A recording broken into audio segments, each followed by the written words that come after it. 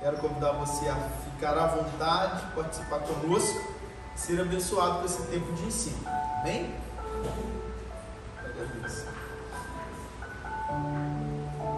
Estamos estudando Atos dos Apóstolos, o livro de Atos, o início da igreja primitiva. Quantos aqui estão familiarizados com o livro de Atos dos Apóstolos? Amém? Todos, né? A igreja primitiva, a continuidade dos apóstolos, os atos dos apóstolos lá no início, a formação da instituição igreja. Amém? Até então Jesus, ministério de Jesus, 3 anos e meio aproximadamente ministrando, e aí depois ele ascende aos céus, depois da ressurreição, e aí ele lança de vez a responsabilidade sobre os apóstolos. Os apóstolos agora têm que dar continuidade. Bem? Então é nesse ponto da história do cristianismo que nós estamos. E uma das lições importantíssimas para a nossa vida é nós olharmos para a igreja primitiva e ver como iniciou. Porque depois de tantos anos nós precisamos permanecer com a essência, a base, a essência da igreja primitiva. Esse é o propósito. A igreja mais próxima de Jesus, os discípulos, testemunhas oculares no ministério de Jesus aqui na terra. Esses fundando a igreja. Então nós vamos vendo no livro de Atos dos Apóstolos o relato desses homens e dessas mulheres de Deus. E aí nós vamos olhar para ali e entender então como é uma igreja cheia do Espírito Santo, como é uma igreja vivendo a verdade da palavra de Deus, para nós ganharmos exemplo, para nós aumentarmos a nossa fé, olhando as experiências deles, para que nós possamos caminhar e continuar essa grande obra do nosso Senhor Jesus. Amém? Estamos debaixo de uma promessa. Qual é a promessa? As portas do inferno não prevalecerão contra a igreja do nosso Senhor Jesus. O próprio Senhor Jesus edificaria a igreja. Ele diz: edificarei a minha igreja, e as portas do inferno não prevalecerão contra ela. Então nós estamos debaixo de uma promessa de Jesus, mas nós precisamos estar alinhados com Ele, no propósito dele. Amém? Então é isso que nós vamos absorvendo uma mensagem poderosa. Na semana passada nós vimos a respeito da subida de Jesus, Jesus ascendendo aos céus, os discípulos olhando para ele, e hoje nós vamos avançar, mas repassando aqui então, Jesus voltará, Atos capítulo 1, versículo 9 a 11, e aí nós vimos por que foi importante que os discípulos vissem Jesus subir ao céu. Foi importante eles virem porque o anjo depois testifica para eles: assim como vocês viram Jesus subir aos céus, e aquilo aumentaria a fé deles. Eles viram Jesus curando, eles viram Jesus expulsando demônios, eles viram Jesus depois de ressurreto, depois da morte, ressuscitou e apareceu para eles. Eles viram tudo isso, mas agora eles vendo Jesus ascendendo aos céus, é como se Jesus estivesse dizendo assim: olha, vocês só não me vê mais, não é porque ninguém me venceu, não é porque ninguém me prendeu, é porque eu estou voltando para o Pai, de onde eu vim. Então um dia eu vou voltar de lá para buscar vocês, mas essa mensagem na verdade é os anjos que transmitem agora no texto que nós lemos logo no início. Os anjos então vão dizer para eles: olha, homens, não fiquem aí olhando para cima, o mesmo Jesus que vocês viram ascender aos céus, ele um dia vai voltar para buscar vocês. Amém? Então, baseado nessa visão deles, eles vão continuar a caminhada. Então foi importante que eles vissem Jesus, para que eles então dessem continuidade a tudo aquilo que nós viveríamos, que a igreja viveria. Então, para saberem que Jesus era de Deus e o céu é a sua morada, para saberem como ele voltará de forma visível, e as lições que a gente aprende a história não é uma série de acontecimentos catastróficos, não estamos vivendo uma catástrofe e tudo fora de controle, não. Existe algo apontando para a volta do nosso Senhor Jesus Cristo. Nós estamos vivendo que os profetas falaram a respeito dos últimos anos. Nós estamos vivendo que a palavra de Deus fala a respeito da apostasia, a respeito de todas as tragédias que nós estamos vendo, tragédias morais e tudo mais que nós estamos vendo, está batendo de acordo com relatos da Sagrada Escritura a respeito da volta de Jesus. Quando isso tudo estiver muito complicado, nós ainda temos a fé e a segurança de que o nosso Senhor Jesus vai voltar para nos buscar. Amém? Então a história ela caminha para um ponto culminante. Qual é esse ponto? O ponto é da grande manifestação da graça de Deus em nossa vida. É o ponto da volta do nosso Senhor Jesus Cristo. O melhor, da vinda de Jesus para buscar a tua noiva, a tua igreja. Amém? Então andemos descansados neste mundo. Então, baseado nesse relato, foi o que nós aprendemos na semana passada. Amém? E hoje nós vamos andar um pouquinho mais, Atos capítulo 1, versículo 12 ao versículo de número 26. Queria pedir alguém que lesse, por favor, Atos capítulo de número 12, capítulo número 1, versículo 12 ao versículo de número 26. Os discípulos perseveram unânimes na oração, mais precisamente versículo 14, depois versículo 24, vai falar sobre a perseverança unânime na oração. Mas vamos ler então do 12 ao 26. Então eles voltaram para Jerusalém, vindo do monte chamado das Oliveiras, que fica próximo a Jerusalém, a distância de cerca de 1 quilômetro. Assim que chegaram, subiram a um grande aposento onde se hospedavam. Estavam presentes Pedro e João, Tiago e André, Felipe e Tomé, Bartolomeu e Mateus, Tiago, filho de Alfeu, Simão o Zelote e Judas, filho de Tiago.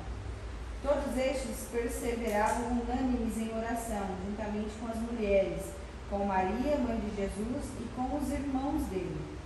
Naqueles dias, sendo o número de pessoas ali reunidas cerca de 120, Pedro se levantou no meio dos irmãos e declarou: Irmãos, era necessário que se cumprisse a escritura que o Espírito Santo predisse por meio da boca de Davi, acerca de Judas, que serviu de guia aos que prenderam Jesus.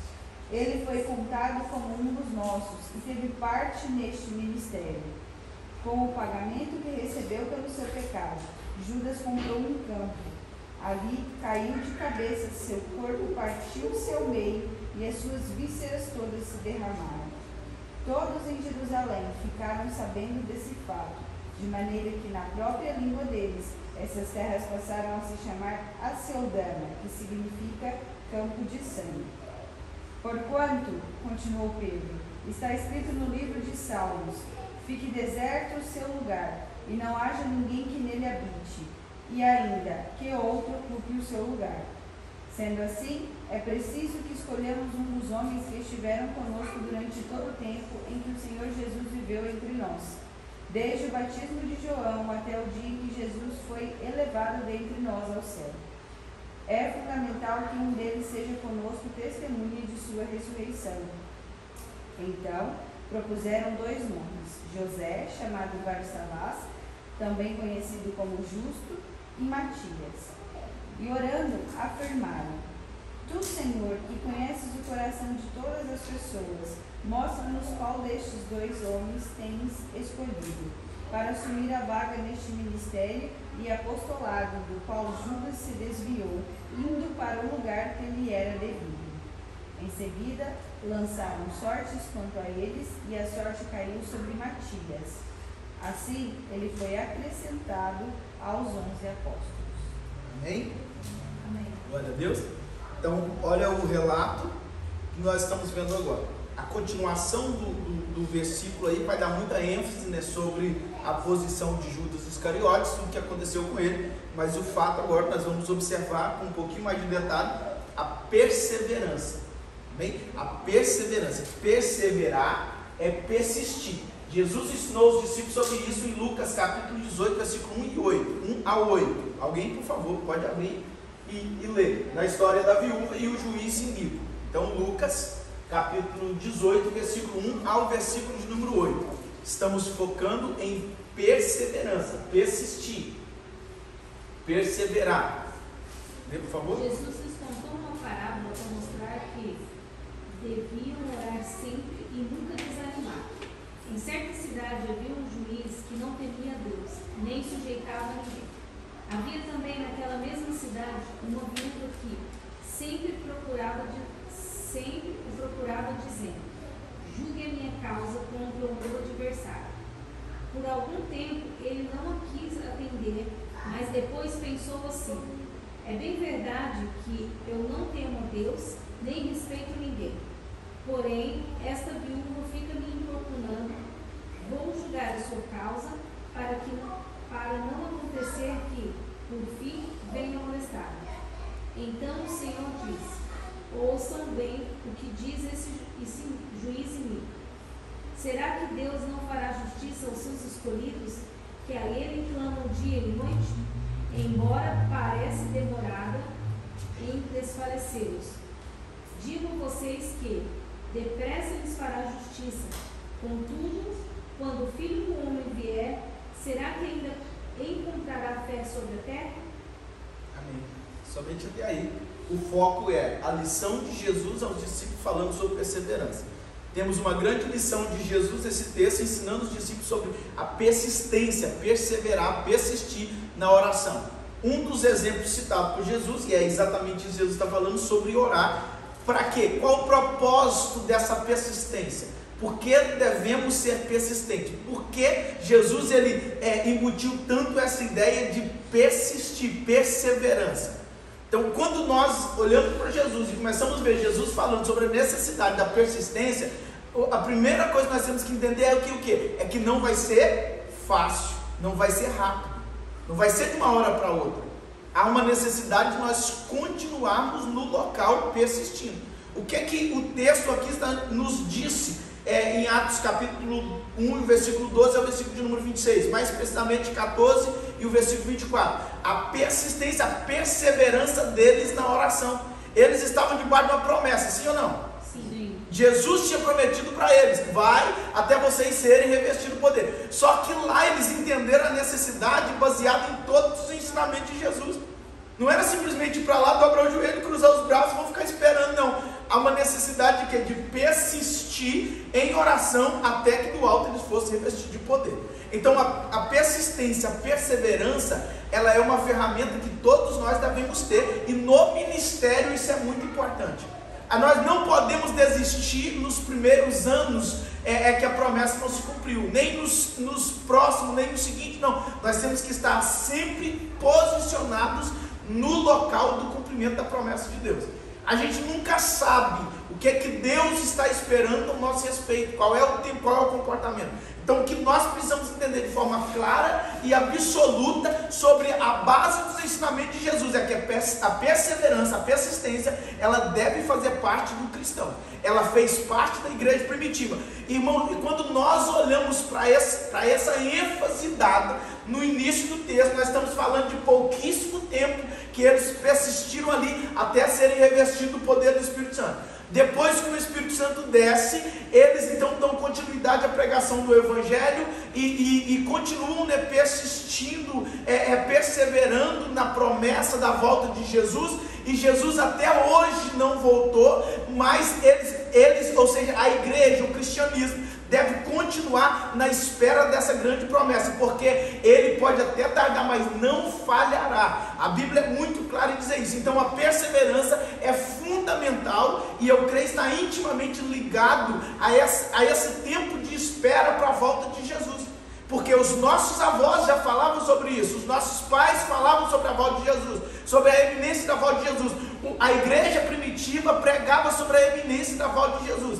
Então o que nós precisamos? Não há nenhuma mensagem de abrandamento dizendo não, acalme porque a volta de Jesus não está tão próxima. Não, muito pelo contrário, todas as palavras vindas da parte de Deus a respeito para a igreja perseverem, vigiem, porque a volta do noivo está próxima.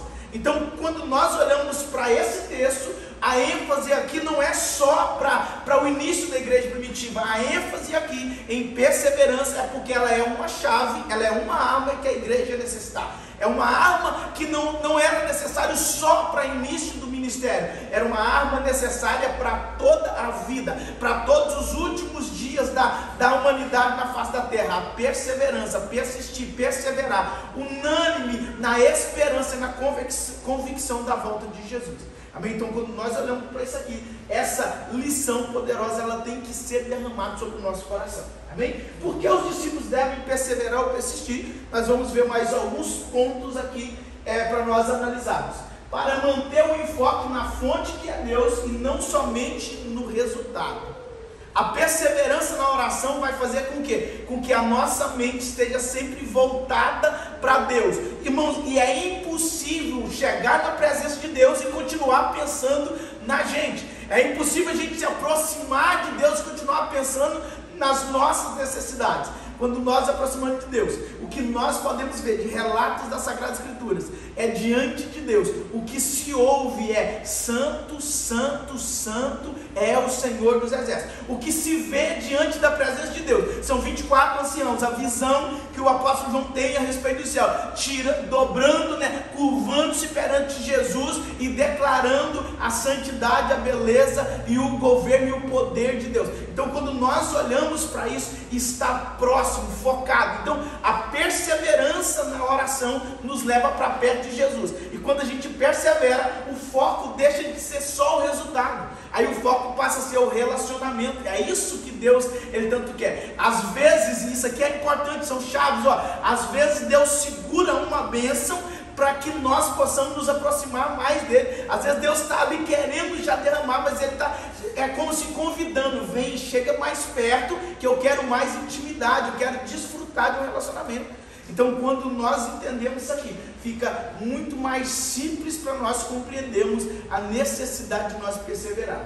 Então, a perseverança leva o foco para Deus e tira o foco só no resultado. Porque se nós focarmos só no resultado, nós vamos ter o quê? Ter esperança. Nós vamos ficar esperançosos de acontecer. Nós vamos ter uma visão do que pode acontecer. Mas agora, quando nós estamos, sim, querendo resultado, não negamos isso, queremos resultado. Queremos vencer as guerras, as batalhas que nós estamos enfrentando. Queremos ser bem-sucedidos. É por isso, é uma das armas, que nos leva até a Deus também. É uma das ocasiões que nos servem para aproximar de Deus, que servem para nos aproximar de Deus. São o desejo pelas conquistas, as vontades de vencer, a necessidade de vencer, de prosperar, de avançar. Isso faz parte do plano de Deus para a nossa vida. Mas isso são ferramentas para nos aproximar de Deus, que é o principal de tudo, é estarmos frente a frente, no centro da vontade de Deus. Esse é o lugar. Esse é o lugar seguro, esse é o lugar que a nossa alma anseia, esse é o lugar, o único lugar onde nós vamos sentir completo, essa completude. Nós não conseguimos sentir ela num bom relacionamento, numa conta recheada, não. Isso não completa-nos por inteiro. Quem nos completa é a presença poderosa do nosso Senhor Jesus. Amém? Ele sim é que nos completa por inteiro. Então, manter o foco em Deus, em foco na fonte que é Deus e não somente no resultado. Mais um motivo para mostrar que realmente está buscando e querendo o que pede. Isso aqui é outra chave também interessantíssima, porque nós mudamos de opiniões basicamente, entre aspas aqui, mas basicamente todo dia a gente muda um pouquinho daquilo que a gente era. Então, se a gente orar uma única vez e Deus ficar nos respondendo todas as primeiras orações, irmão, nós íamos ter coisas que a gente nem quer mais, que a gente não tem vontade mais, que a gente nem almeja mais. Por quê? Porque nós queríamos em um determinado momento, mas passado-se o tempo, a nossa visão mudou, a nossa mentalidade mudou. Então, quando nós perseveramos em um pedido, numa oração diante de Deus, além do relacionamento com Deus, que vai nos transformando, nos tornando mais parecido com Deus, a nossa mentalidade vai mudando. Então, coisas que nós queríamos tanto, almejávamos tanto, de repente já não é mais o nosso foco. Então, a perseverança, ela vai também eliminando coisas que nós queremos, mas que não faz parte literalmente do propósito diante de Deus, e nem daquilo que realmente vai acrescentar na nossa vida. Então, essa aproximação de Deus, ela vai nos lapidando, vai nos tornando mais parecidos com Deus. E os discípulos, isso aplica-se aos discípulos, ao início da igreja primitiva? Aplica, e preste muita atenção que aplica. Imagina os apóstolos se apoderando, se enchendo de poder do Espírito Santo, expulsando demônio, curando paralítico, pregando 3.000 almas, mais de 3.000 almas se convertendo ao Senhor Jesus. E se o foco deles não fosse literalmente Deus, e se o coração deles estivesse ainda almejando por poder, por governo, não estivesse totalmente entendido a mensagem poderosa de Deus, onde a igreja estaria? Fadada ao erro, estaria fadado a um governo, a um monopólio, a um império, mas não estaria vivendo literalmente o Evangelho do nosso Senhor Jesus. Só é possível entender isso, irmãos, porque homens lutaram contra desejos carnais de poder, de autoridade, de querer o bem para si. Os apóstolos abriram mão de tudo isso. Se eles quisessem, eles teriam o mundo aos pés dele, mas eles abriram mão de tudo, não queriam nenhuma glória. Toda a glória era para Deus, tudo que vinha era para Deus, canalizado para Deus. Então o foco era expandir o Evangelho do Reino de Deus. Então essa é uma necessidade. Eles estavam se aproximando de Deus, perseverando, e Deus lapidando, trabalhando, e eles focando em Deus e não somente nos resultados daquilo que eles buscavam. E eles então buscando a Deus, querendo e sendo lapidado inteiramente a respeito de qual é o propósito, o que nós queremos verdadeiramente. Então toda essa perseverança, ela vai fazendo uma lapidação, nos preparando para viver aquilo que é o plano de Deus para a nossa vida. Amém? Mais um propósito, para ter a sua fé aprovada por Deus. É uma das coisas que nós falamos pouco, mas é muito importante dentro da palavra de Deus. Quem conhece a história de Abraão? Amém? Uma grande prova de Abraão foi o quê? Pode falar. Quando ele sacrifica o filho dele, sacrifica não, ele vai apresentar o filho dele no local. Amém? Deus pede para que ele leve e sacrifique o filho dele. E Abraão faz o quê? Abraão vai e sobe o monte, vai e sobe lá para sacrificar mesmo. No coração dele, sim, ele sacrifica, irmão. Ele está disposto a fazer. Foi Deus que pediu, é o que ele vai fazer. Aí depois o que Deus fala? Não faça tal, eis que está aí um cordeiro. Deus proveu um cordeiro ali. Aí agora sei que verdadeiramente temes ao Senhor. Deus sabe de todas as coisas, sim ou não? Sim. Sabe? E o que Deus está demonstrando ali? Deus está mostrando para Abraão uma linguagem que Abraão entende, que nós possamos entender. Ele estava sendo provado, porque o que ele ia viver era sobrenatural. Só era possível viver sobrenatural se ele fosse provado e verdadeiramente aprovado, porque ele estava debaixo de uma promessa. Então Abraão tinha que, é como se passar pelo fogo o ouro, é purificar, tirar tudo aquilo que pode atrapalhar o grande e poderoso plano de Deus. Então as promessas poderosas de Deus para a vida de Abraão eram o quê? Fazer dele uma grande nação, um povo santo. Então, irmãos, isso não é possível acontecer isso se a fé não for provada e aprovada. Se a fé for reprovada, não acontece. Se Abraão temesse entregar o filho, Deus não dava uma nação. Entende? A necessidade de nós termos a nossa fé literalmente alicerçada nele, de não temer, não duvidar. Então, quanto maior for provada a nossa fé, melhor nós podemos viver as grandes e poderosas obras de Deus. O que nós conhecemos sobre a história de Jó? Um homem que foi provado, certo ou errado? Era um homem que foi provado vivendo literalmente no centro da vontade de Deus, porque o próprio Deus testifica dele. Você observou lá na terra o meu servo Jó, homem temente e justo que se desvia do mal, palavras do próprio Deus para Satanás. Então, aí entra uma grande provação. Vamos só focar na grande provação. Ele é aprovado. Depois que ele é aprovado, o que nós temos? Um grande exemplo da história de Jó. Mas antes da aprovação, o que nós sabemos de Jó? Simplesmente que ele era um homem temente a Deus e desviava do mal. Mais nada, não tem lição. Só que ele era um homem grande, rico e abençoado e que se desviava do mal, era só isso. Aí depois da aprovação e aprovação, o que nós temos de Jó? Um livro, um grande relato com muita estrutura para a nossa vida, conhecido em todas as gerações posteriores à geração dele. Então, olha que interessante e maravilhoso é isso aqui. Se não tivesse provação, não tinha lição. Se ele não tivesse sido aprovado, também não teria uma lição para nós aprendermos. Não, é um homem que era temente a Deus, ficou do mal, mas se desviou, acabou, perdeu. Não, agora ele foi provado e aprovado, e deixou um grande testemunho. Até hoje, irmão, nós falamos de Jó. Alguém conheceu? Seu pai conheceu? Não conheceu. Seu avô conheceu? Não conheceu. Então, vai voltando, gerações não conheceram, mas está aqui uma história, por quê? Por causa da aprovação.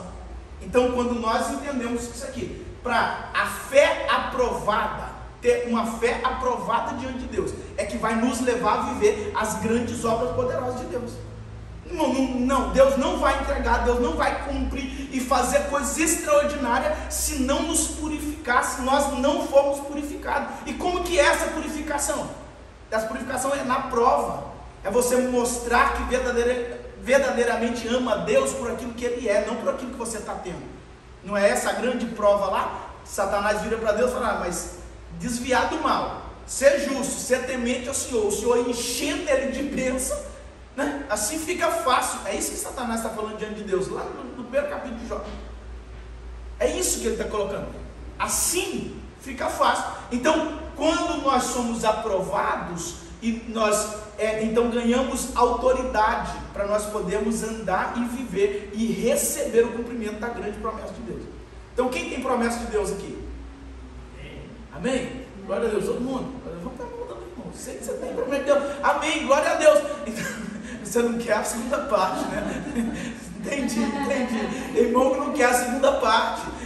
Então, se você tem promessa de Deus, é muito grande essa promessa. Quanto maior a promessa, irmão, pode saber que o negócio vai ter que ser uma purificação mesmo. Para quê? Para cumprir. E no momento do cumprimento dessa promessa de Deus, não haver perdas, nem para você, nem para a obra de Deus. Deus, Ele quer fazer uma grande obra. Então, a aprovação, ela vai te levar para quê? Para os lugares dos grandes resultados, grande cumprimento de promessa. Amém? Então não é receber a promessa, cruzou o braço, deixa acontecer. Não. Então, uma purificação, a perseverança vai nos levar para esse lugar aí. Amém? E outra, a perseverança para obter a resposta de Deus, seja ela sim ou não. Isso que é o mais difícil. Você perseverar para receber um não. Se nós não entendermos Ele como nosso Senhor, nós não vamos conseguir compreender isso. Porque Senhor é dono, é aquele que controla, é aquele que tem o poder, é aquele que está sob o controle, literalmente. É isso. Nós temos dificuldade de entender Senhor porque nós não vivemos o tempo da escravidão. No tempo da escravidão, se você falasse que alguém era senhor de fulano, ele ia entender perfeitamente. Por quê? Porque sentisse na pele o que era ter um dono. Hoje ele não tem dono.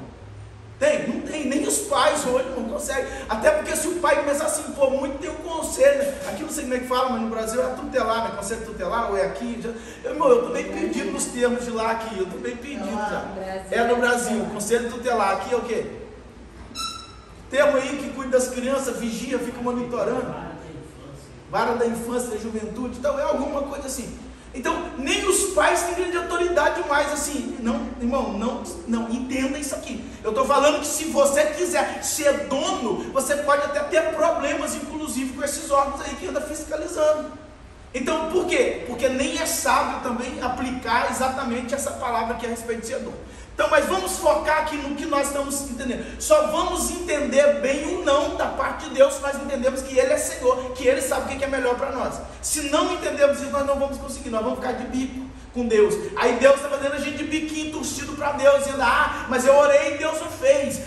Irmão, se Deus não fez e você orou, e orou com fé, e Deus não fez, é uma resposta de Deus, porque não é a vontade dEle. Agora nós vamos torcer a cara para Deus. Não, eu orei incessantemente, Deus não fez, é porque não é a vontade dEle. A única coisa que nós podemos lamentar é o seguinte: eu não orei. Aí sim, aí nós podemos lamentar. Eu não orei o suficiente.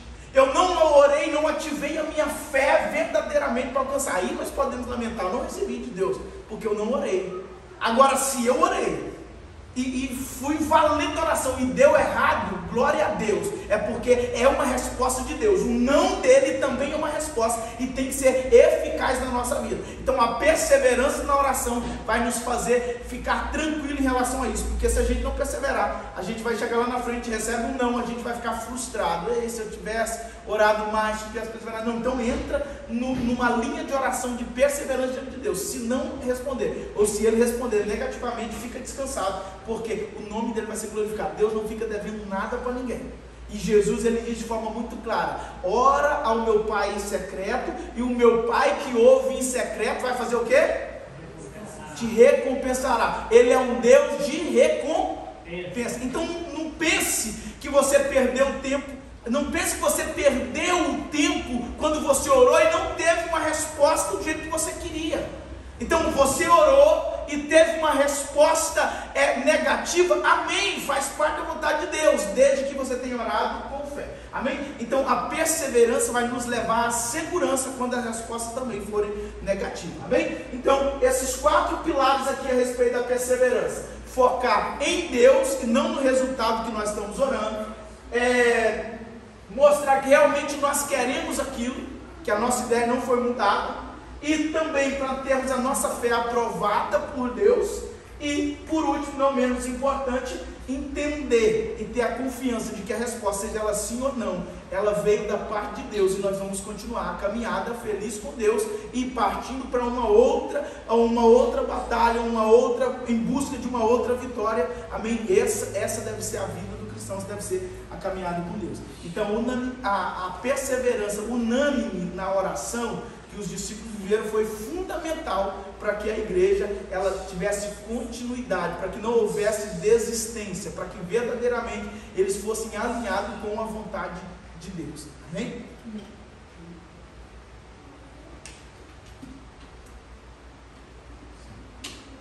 Agora nós vamos virar para o ponto seguinte que nós lemos aí, do capítulo 15 ao versículo de número 26, nós já lemos, né, mas nós vamos focar mais agora do capítulo 15 ao versículo de número 26, o apóstolo Pedro, ele toma lugar, o povo estava ali orando, ele toma lugar, é como se ele, olha gente, hoje é dia de reunião aqui, está todo mundo lá reunido para orar, aproximadamente 120 pessoas, e aí ele fala, olha, agora nós vamos ter uma reunião aqui, e ele começa a contar uma história não das mais interessantes. Pedro contou a infeliz história de Judas. O que aconteceu com Judas?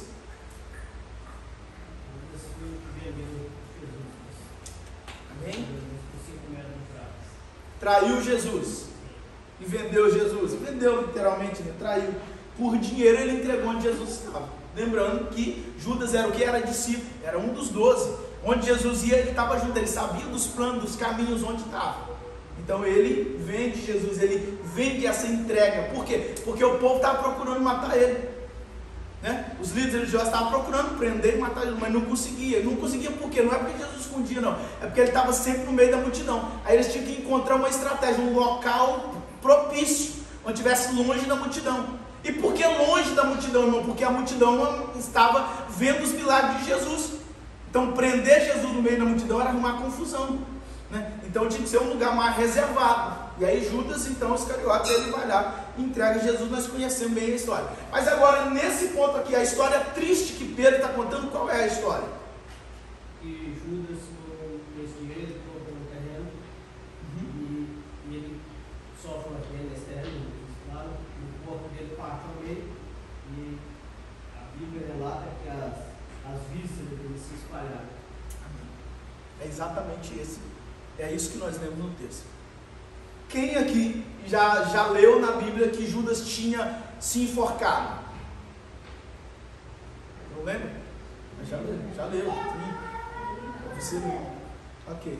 Na Bíblia também fala sobre esse relato, que Judas então ele se enforcou. Aí nesse texto nós temos então uma passagem onde ele cai de uma árvore, né, e se despedaça todo. Há uma contradição? Não literalmente. O entendimento aqui pode ser o que então? Ele pode ter arrumado isso numa árvore, a corda pode ter arrebentado, então e ele ao cair se parte todo, se cai de uma árvore. Não é um acidente que aconteceu, não, ele põe fim à sua vida, ele está desgostoso. É isso, ele está perdido, ele está entregue à perdição. E ele põe literalmente fim à sua vida após a traição, e ele vê literalmente tudo que aconteceu.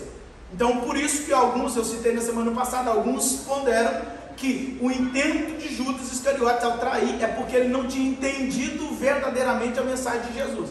Ele estava pensando em poder, ele estava pensando em trair Jesus, entregar Jesus e Jesus revolucionar. Jesus ir lá e levantar um governo e não aceitar ser morto e derrotar o Império Romano. Era essa a linha que ele passava, tanto que ele fica decepcionado. Assim que ele trai, ele começa a ver tudo que acontece e ele vendo literalmente Jesus sendo entregue, Jesus sendo morto, então ele fica totalmente destruído e ele então dá fim à sua própria vida, ele se entrega, ele coloca fim à sua própria vida, então ele se despedaça. O texto que nós estamos vendo então é o apóstolo Pedro contando sobre isso, né? Essa triste história que já tinha sido profetizada.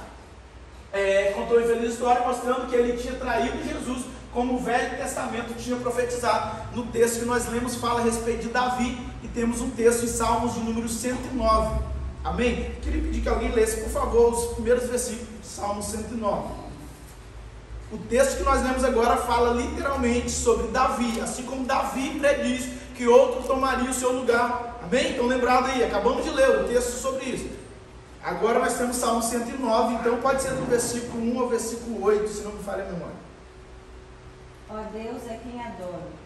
Não fiques indiferente, porquanto homens ímpios e falsos propagam mentiras contra mim e espalham calúnias a meu respeito. Cercam-me com discursos de ódio, combatem-me sem motivo. Acusam-me em paga de minha amizade. Eu, contudo, dedico-me a orar por eles. O bem retribui-me com o mal, e minha amizade com ódio. Sentenciam eles. Suscita a seu lado o maligno acusador de Satanás, que se põe à sua direita. Citado em juízo, seja declarado culpado, e fique sem efeito sua apelação. Sejam abreviados seus dias, e um outro assuma o seu cargo. Exatamente, até aí tá bom, depois continua uma grande sentença, e o que é literalmente isso aqui? Davi, em Salmo 109, número 109, Davi está numa canção profética, entendemos isso aqui, tá? Canção profética, ele está falando a respeito de profecias, então é normal nós vermos esses textos assim no Antigo Testamento, canções proféticas falando a respeito de acontecimentos no futuro, e é exatamente isso que está relatando, né? Esse é o entendimento que nós temos relatando a respeito de Judas Iscariotes. Então por isso que o texto vai dizer que Pedro, ele fala, assim como profetizou Davi, que outro tomaria o seu lugar. Nós estamos falando dessa profecia no Antigo Testamento então. Não é que Davi se levantou e começou a dizer, Judas Iscariote vai trair Jesus. Não, há um entendimento, o Espírito profetizando através da boca dele. Então há uma necessidade de um entendimento, de uma compreensão, de uma análise, um estudo das profecias, e entende-se então de que é uma profecia a respeito de Judas Iscariotes, e aí bem claro, né, de que outro tome o seu ofício. Então já estava estipulado isso, de que aquele que se entregasse, entenda isso aqui, tá?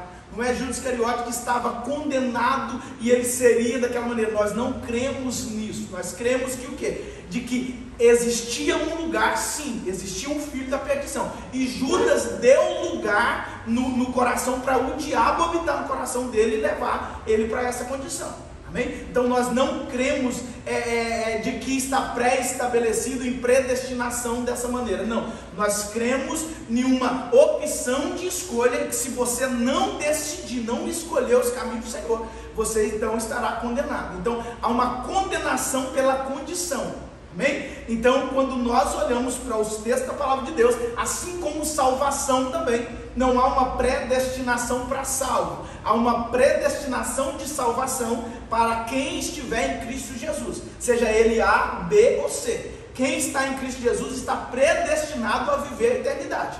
Agora, nós temos a liberdade de estar em Jesus ou não. Amém? Então esse é o contexto da Sagrada Escritura. Então havia sim uma profecia a respeito de alguém, né, que seria o filho da perdição, que Judas Iscariotes permite que o diabo entre no coração dele e faz essa bagunça com a vida dele. Amém? Então é isso que o apóstolo Pedro está narrando. Ele tinha saído do meio dos apóstolos de Jesus e depois ele então se suicida, ele suicidou.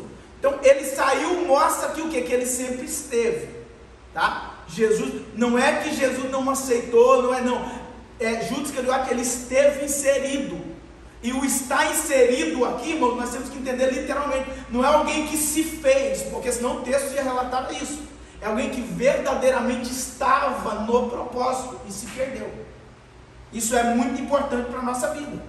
Nós precisamos manter vigilante para não sairmos do propósito. Não tem salvação garantida só porque você um dia aceitou Jesus. Não, salvação garantida é se permanecerdes em Jesus. Se permanecerdes em mim, disse Jesus, assim como eu estou no Pai. Então se nós permanecermos em Jesus, sim, nós teremos a vida eterna. Mas não tem aqui essa garantia para você ficar super à vontade, não. Então Judas, ele estava no meio, ele fazia parte, e ele então se perde, ele se entrega, o filho da perdição. O próprio Jesus vai dizer sobre isso, quando ele diz em suas orações: Pai, todos os que o Senhor me deu, eu não perdi nenhum, exceto o filho da perdição. O próprio Jesus disse isso. O dinheiro que Judas, recebeu pela traição de Jesus foi usado para comprar um campo chamado Aceldama, ou campo de sangue. Então havia também, inclusive, uma profecia sobre esse local. Então depois que, o que acontece no episódio? Judas traz Jesus por 30 moedas, ele vai lá e traz Jesus. Depois que ele viu tudo que ele fez, ele volta correndo, tenta devolver as moedas. Aí o povo não aceitando, ele joga as moedas e sai correndo, e aí diz que ele suicida. Eles pegam esse dinheiro e vai lá e compram o campo onde ele tinha suicidado. Então esse é o resumo da história. Bem? Então basicamente esse foi o fim trágico da vida de Judas Iscariote, porque deu lugar ao diabo. Bem? De forma bem clara, isso tem que ficar claro e muito intenso no nosso coração. Ele deu lugar ao diabo. Não houve rejeição da parte de Jesus. Jesus tratou todos iguais, havia oportunidade para todos do mesmo jeito. Ele é que não aproveitou essa oportunidade. Bem? Então quando nós entendemos isso aqui, nós temos que ficar de forma bem clara e descansado em Deus. Não existe um reino manipulado, não. Existe um reino de justiça, um reino justo. Entre nesse reino e permita viver a justiça desse reino. Não fique caçando coisas. No mundo a gente vive aflições e tribulações relacionadas à traição, à falta de honestidade, sim. Mas no reino de Deus, não. Deus não te trata com injustiça. Deus não vai abençoar um irmão e negligenciar a bênção a você simplesmente, não, é porque virou as caras. Não, não existe isso. O reino de Deus é igual. A oportunidade que o irmão tem, você também tem. Nem sempre as coisas que acontecem como vai acontecer com o outro, mas a oportunidade está disponível para todos. O que nós precisamos é entrar e desfrutar do reino maravilhoso e justo da parte de Deus. Amém? Então bem claro, né? Judas Iscariote tomou a decisão. Então ele escolheu esse caminho da perdição. Amém? E aí depois disso, então o que acontece com o dinheiro? Eles escolheram outro homem para ficar no lugar de Judas como apóstolo. Está no capítulo número 1, do versículo 1 ao 26, dentro do texto que nós lemos no início aqui. E quem é que eles escolhem para ficar? Matias. Amém. E quem era o outro que poderia assumir o lugar também?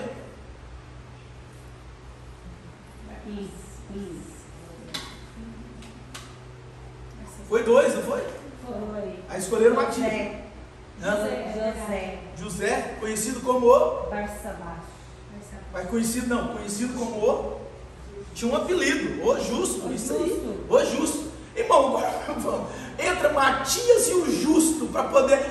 Quem que você escolheria? É Matias e o Justo que está aqui para poder assumir. Não, acho que eu ia apontar o dedo logo, não, bota o Justo aí, se tem esse apelido de Justo aí, não deve ser à toa, né? Não, mas brincadeiras à parte, a direção é de quem? É do Espírito Santo.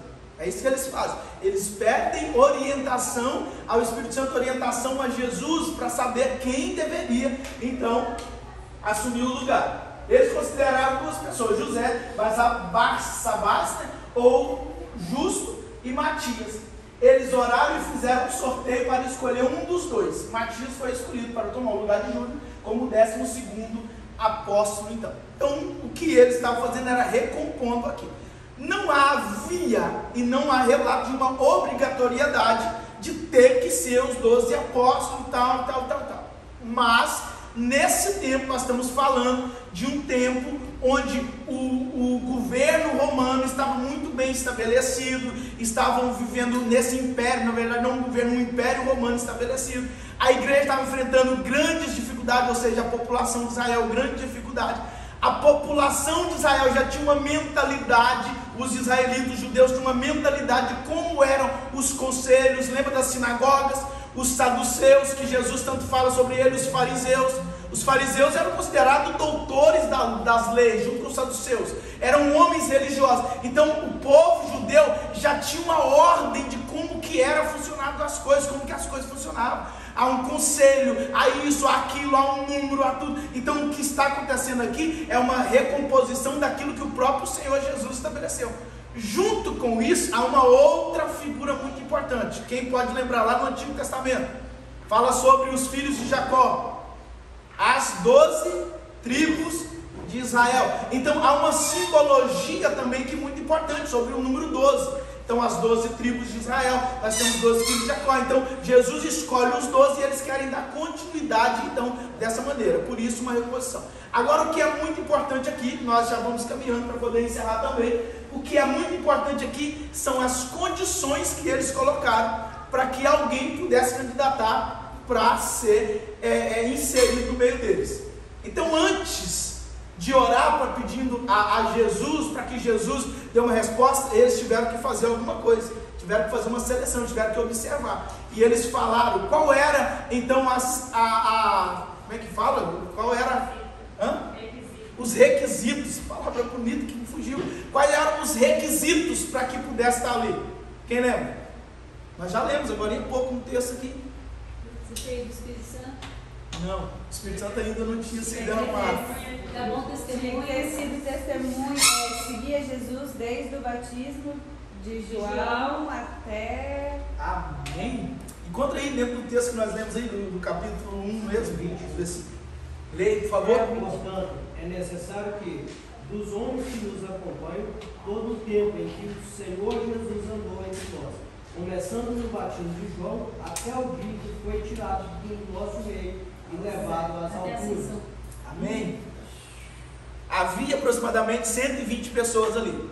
A primeira seleção que eles fizeram foi escolher um homem, devido ao tempo inclusive. Amém? E a toda a função do ministério que estava sendo estabelecido ali. Não tem nada a ver com homem, mulher, não, entende-se que tempos estabelecidos por Deus e propósitos específicos para acontecer aqui. Então, o que está acontecendo aqui literalmente é isso. Então, escolhe, já faz uma seleção ali. Depois dessa seleção ali, havia mais requisitos. Tinha que ser aqueles que estiveram desde o início. O que é que isso nos mostra? Aqueles que perseveraram. Mais uma vez, é normal e vai ser natural dentro do ministério, alguns que foram, depois desistiram, e isso e aquilo outro, isso sempre vai acontecer.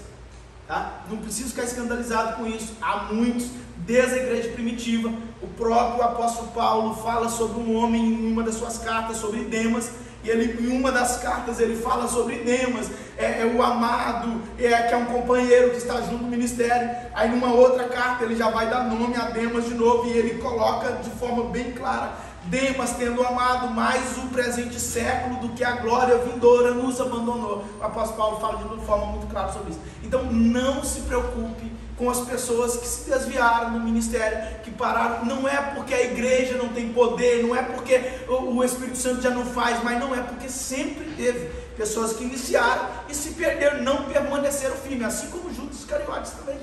Então, quando nós olhamos para isso aqui, nós vamos ver a necessidade aqui para que tomasse esse lugar de muita importância no início da igreja. Era essa: alguém que tinha acompanhado todos os passos e não tinha desistido. Tá? Essa que é, e eu fico pensando essa pessoa naquele ensinamento de Jesus, onde a multidão toda começa a abandonar Jesus e os discípulos estão ali perto de Jesus. E aí Jesus vira e fala assim: vocês, discípulos, não querem ir também com a multidão? Já que está todo mundo indo, vai também. Onde Pedro levanta e diz: para onde nós iremos se só o Senhor tem palavra de vida eterna? Então, para que essa pessoa tomasse lugar, ela tinha que ter resistido à multidão, aqueles que desistiram, e eles terem permanecido de pé. Então é mais uma ênfase aqui, a necessidade. Irmão, e depois não fique triste, não fique de bico, se não fique emburrado se você vê pessoas que nunca desistiram, pessoas que sempre estiveram na presença do Senhor e sendo abençoado por Deus, Deus levando, dando promessas, cumprindo, e depois não fica chateado: mas parece que Deus trata eles melhor. Não, irmãos, é pessoas que nunca desistem. É óbvio que elas, se elas estiverem no lugar, na condição, elas vão ser mais abençoadas. Como eu queria ter sido criado desde bebezinho no Evangelho, recebido essas doutrinas preciosas da Sagrada Escritura, como seria agradável para mim. Mas agora, se eu permaneceria nesse tempo firme no Senhor, é uma outra história. Mas que há uma bênção poderosa da parte de Deus, ser instruído desde pequeno, então isso é maravilhoso. Então, se nós não desistirmos, se nós perseverarmos, quanto mais nós perseverarmos no Senhor, mais a nossa fé, assim como nós aprendemos, vai sendo aprovada. Nós vamos crescendo no relacionamento com o Senhor, desenvolvendo esse relacionamento, ganhando maturidade espiritual, crescendo em autoridade espiritual e conquistando mais vitórias. Então nós precisamos entender isso. Então não desista, não pare, irmão. Mesmo que você calcule e ache que vai ter tempo de você ainda voltar e reconciliar, em nome de Jesus, não cai nessa armadilha de Satanás. Deus tem promessas específicas e especiais para cumprir na vida daqueles que não desistiram. Isso é fato, nós vimos aqui. Então, entre aqueles que não desistiram, que nunca tinham parado, que estavam sempre seguindo Jesus, e que tinham começado no início ainda, que tinham pegado lá no início mesmo, pegar desde o início, então lá é que eles escolhem, então falam, não, esse sim pode tomar aquele lugar, porque é alguém que já demonstrou que a circunstância não vai fazer ele parar, não. Desde quando? Desde João. Aqueles que souberam que João teve a cabeça cortada e não abandonaram a fé no Jesus que João pregava. Você acha que isso é fácil? Não é. Mas permanecer fiel. Aí agora há algo poderoso da parte de Deus. Irmãos, e não pense que Deus é injusto. Mais uma vez, Deus ele é recompensador. Então permaneça firme, senta à vontade do Senhor. E Deus vai te colocar em lugares maravilhosos para a glória do nome dele. E eu não falo nem só na eternidade. Eu falo, irmão, na velhice, de desfrutar de um tempo de paz, de descanso, de conforto na presença do Senhor. Então permaneça, lute contra tudo e todo, mas permaneça no centro da vontade de Deus. Então, eles consideraram essas duas, oraram e fizeram um sorteio para escolher um dos dois. Vamos só atentar um pouquinho aqui sobre esse sorteio aqui, né? Não é comum nos nossos dias. Nós vamos levantar um presbítero aqui para a igreja e nós vamos então escolher aqui entre os homens que estão aqui no Senhor. Aí chega na hora, nós vamos sortear, né? Coloca aqui, imaginando, né? Coloca aqui algo e vamos fazer um sorteio para ver quem que aponta. Não é comum nos nossos dias. Então isso não mostra uma doutrina, amém? Não mostra uma doutrina, apenas um método que eles usaram, provavelmente baseado na teologia antiga ainda do sistema do Antigo Testamento de escolha. Lembra lá? Nós temos lá, me fugiu o nome agora, eu sei que um é Turim e outro nome muito parecido também, que usava para poder fazer esse tipo de escolha. Então era lançado a sorte caía em alguém e tal. Então provavelmente os discípulos ainda estão usando esse método do Antigo Testamento, então lançam a sorte ali. Mas não é uma doutrina para a gente seguir, até porque nós não vamos ver mais isso de agora em diante. De agora em diante nós vamos ver o quê? A igreja reunida, orando, pedindo ao Espírito Santo direção e toma uma decisão baseada no relacionamento com o Espírito Santo.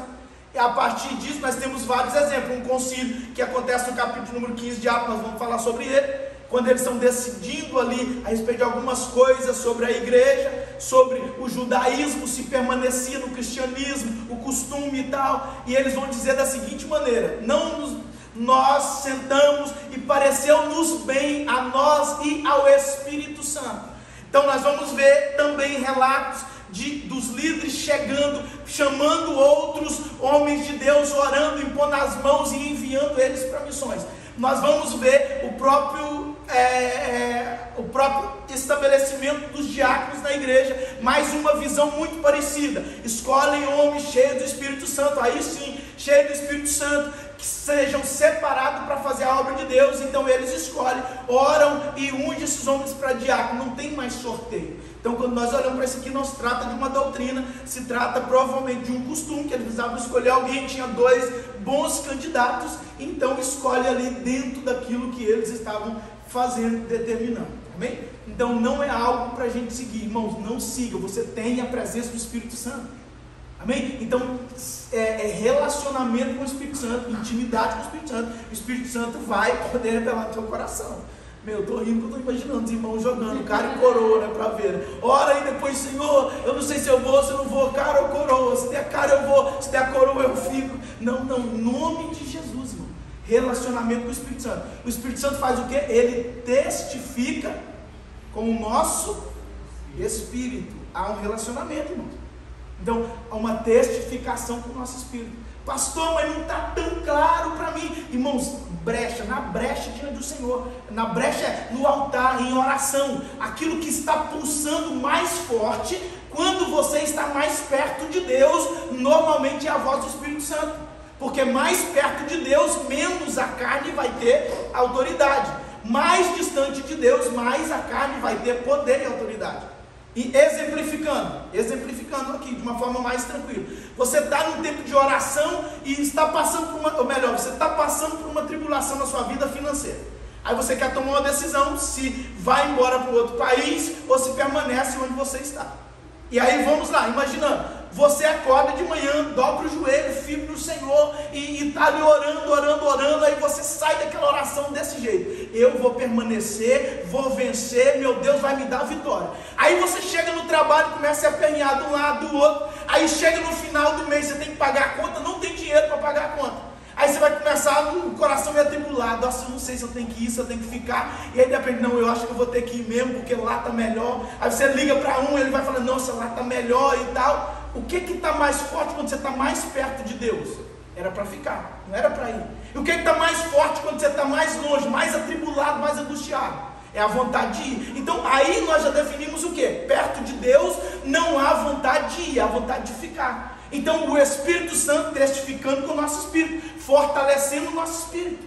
Amém? Está claro? Então é assim que a gente vai discernindo coisas espirituais. Não é ficar esperando também, sei lá, né? Deus, vou colocar uma folha, o Senhor vai escrever nessa folha, isso é para mim, isso é para ficar. Não, irmão, não é assim que funciona. É relacionamento, desenvolvimento de intimidade com o Espírito Santo. Eu estou falando isso, parece ser bobo, mas eu já passei a situação que eu queria que Deus enviasse um anjo, sentasse do meu lado, ou ficar na dependência de profeta. Vamos ligar para um, vamos ligar para outro. Não. Você desfruta de um relacionamento com o teu pai, você está falando com o teu pai, e o Espírito Santo é o agente que fala, que transforma, que ensina, que nos faz lembrar, e ele então vai estar falando no nosso espírito. E aí nós precisamos identificar isso, amém? Então é assim que é a vida cristã.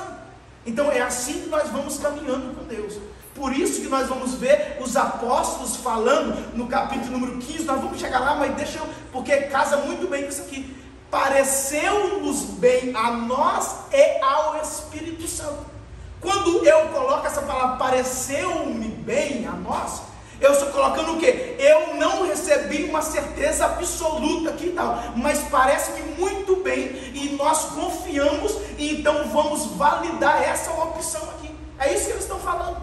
Aí agora, o Deus que está no controle de todas as coisas, está vendo que é uma decisão errada, não sei o que ele pode fazer? Enviar alguém para corrigir, levantar um profeta para falar: olha, não, você está indo para o caminho errado, usar uma palavra, de algum modo trazer um despertamento para isso, amém? Mas é assim que nós desenvolvemos um relacionamento com o Espírito Santo, e é assim que ele testifica no nosso coração. Então hoje nós temos a presença do Espírito Santo, amém? Então nós não precisamos de sorteio, nós não precisamos de profeta falar. Se falar, amém, glória a Deus, né? Nenhum problema, nada contra os profetas, glória a Deus por eles. Mas agora não fique na dependência não. Você é filho de Deus. Eu insisto, você é filho e é filha de Deus. Então você fala com seu pai: papai, é assim, meu coração está assim, assim, assado. E aí o papai, se quiser até falar em voz audível, ele fala também, tá? Mas deixa eu te dizer uma coisa: quanto maior é o sinal, maior vai ser a prova. Em outras palavras, se Deus te dá uma resposta de forma audível, dizendo para você mesmo assim, de forma bruta mesmo assim, dizendo para você, você pode ter certeza que não vai ser fácil você escolher essa opção. Então entenda isso aqui também. Na hora vai ter medo, na hora vai ter pressão. Por que Deus falou de forma tão clara? Que era mesmo para que você tivesse algo a mais poderoso, para que você não desistisse. Então existem situações assim, amém? Mas normalmente nesse relacionamento com o Espírito Santo é a forma mais prática, mais comum do Espírito Santo lidar conosco. Então desenvolva relacionamento com o Espírito Santo, identifique isso, e não fica dependente de profeta, dependendo disso, dependendo daquilo não, amém? Entenda a voz do Espírito Santo, desenvolva relacionamento com ele. Agora você pode pedir conselhos pastorais, você pode pedir irmãos para poder orar com você, para te ajudar a testificar, amém? Nenhum problema contra isso. Agora não viva na dependência, desenvolva relacionamento com o Espírito Santo, amém? Glória a Deus. Então nós vamos fechando aqui. Então eles escolhem então Matias toma o lugar. É pouquíssimo falado, né, entre os discípulos, pouquíssimo falado. Na verdade, os grandes destaques, né, está sobre Pedro, João, Tiago. Esses grandes destaques são os três, né, que estão ali numa linha de frente. Depois vem o apóstolo Paulo no Novo Testamento, que começa a tomar um lugar também de uma forma intensa, vivendo de uma forma muito intensa, e aí toma grande parte dos relatos, né, que nós temos no Novo Testamento, então sobra pouco espaço para isso, mas com certeza eles fizeram grande obra, porque senão não estariam aqui, amém? Obra que fizeram fizeram no oculto, né? Mas com certeza glorificaram o nome do Senhor Jesus, amém? Só que Sim. o processo que eles usavam era o Urim e o Tumim. Isso, Urim e Tumim. É isso, o Urim que eu tinha esquecido. Na verdade eu tinha esquecido, mas é aquela jogada de segurança que a gente está na dúvida, então eu preferi não falar. Ficavam luzes e perfeições. Amém. Esse era um processo utilizado no Antigo Testamento, que era para lançar sorte, saber alguma resposta da parte de Deus, então usava esses dois métodos aí para poder, eram dois objetos na verdade, para poder identificar se Deus estava ou Deus não estava. Amém? Mas hoje nós temos a presença do Espírito Santo, e é nessa presença gloriosa do Espírito Santo que nós andamos e caminhamos. Amém? Quem está preparado aqui para viver esse relacionamento com o Espírito Santo, que está vivendo, quem quer continuar desfrutando disso, em nome de Jesus, não abra mão disso, não abra, é um presente glorioso e poderoso, é a resposta poderosa de Deus. Irmãos, e por último agora, para encerrar, meu irmão, tá? Por último, para encerrar, não tenha medo diante de Deus, tá? Não tenha medo, tá? Nós não somos escravos do medo, você tem que crer no Deus que você serve, no Pai que você serve. Tá? Tem muita gente que fica com medo de Deus, não precisa ter medo. Eu já ouvi até coisas dizendo assim, cuidado com o que você pede para Deus, como se você fosse pedir algo errado e Deus fosse te dar algo errado. Não, cuidado. É óbvio que você tem que ter cuidado. Por quê? Porque o diabo, ele ouve as nossas orações também. Então se você está pedindo algo errado para Deus, algo não é da vontade de Deus, o diabo está doido para te dar algo errado. Aí o que ele pode fazer? Ele pode te apresentar aquilo ali. E aí a sua falta de convicção pode fazer você ficar ali indeciso. Será que é de Deus ou não é de Deus? Mas eu pedi para Deus em oração e está vindo na minha mão, é de Deus. Aí abraça, e não é de Deus. Então só cuidado com isso. Agora Deus, você não precisa ter medo de pedir para Deus não. Deus você pode pedir para Ele sem nenhum medo, sem nenhum receio. E quanto mais você estiver perto de Deus, insistindo em Deus, se for algo errado, Deus vai mudar o seu coração, e isso vai acontecer. Ele vai te falar, meu filho, isso não é para você. Vem aqui que eu vou te dar outra coisa maravilhosa para você. Amém? Amém? Então nós vamos encerrando agora. Quero convidar o Diácono Roque para fazer essa oração. Nossa, vem cá à frente, orar conosco, encerrando esse culto de ensino. Vamos orar. Senhor Deus, Pai querido, Senhor Deus, mais uma vez, Senhor Pai, nós elevamos os nossos pensamentos a Ti, te agradecemos, Senhor, Pai querido, por essa oportunidade, Pai, que o Senhor nos concedeu, Senhor Pai, de estarmos na Tua casa nesta noite, reunidos, Senhor Pai, para aprendermos mais da Tua palavra, Pai querido, e nos, Senhor Pai, nos qualificar cada vez mais, Senhor Pai, para sermos, ó Pai, o Teu discípulo, Pai querido, para sermos, ó Pai, o Seu, Senhor Pai, representante nessa face da terra. Pai querido, nós, Senhor Pai, nessa noite, alegramos, Senhor Pai, com a Tua palavra, Senhor Pai, pelos Teus ensinamentos, e te louvamos, Senhor Pai, pela vida, Pai, do nosso pastor, a qual, Senhor Pai, tem empenhado, Senhor Pai, em nos passar, Senhor Pai, esse estudo tão glorioso. Pedimos ao Senhor Pai, continue abençoando, Pai, a vida do Teu filho. Pai querido, abençoa, Pai, esta igreja, Pai, cada irmão que está aqui, Senhor Pai. Deus querido, Pai, que nós possamos, Senhor Pai, nos qualificar cada dia mais e aprendermos mais da Tua palavra e prosseguirmos, ó Pai, aprendendo, Senhor Pai, conhecimento. Pai querido, e nós, Senhor Pai, te louvamos, Senhor Pai, pela vida, Pai, das nossas irmãs que estão nos visitando. Pai querido, continue, Senhor Pai, abençoando a vida delas. Pai querido, e fortalecendo elas, Senhor Pai, nesta caminhada. Pai querido, fortalece, Pai, cada um de nós, Senhor Pai, que o nosso coração e possa estar, Senhor Pai, firmado na Tua palavra. E continue conosco, Senhor Pai, nos dando, Pai, o restante de semana abençoada. Pai querido, o restante de noite, Senhor Pai, leva-nos debaixo da Sua potente mão. E nós, Senhor Pai, em nome de Jesus. Amém. Amém. Erga as mãos, posição de receber. Que o amor de Deus, que a graça do nosso Senhor e Salvador Jesus Cristo, a doce consolação e a comunhão do Espírito Santo esteja com toda a igreja de Deus sobre a face da terra. Você que recebe diz amém. Assim está terminado nosso culto.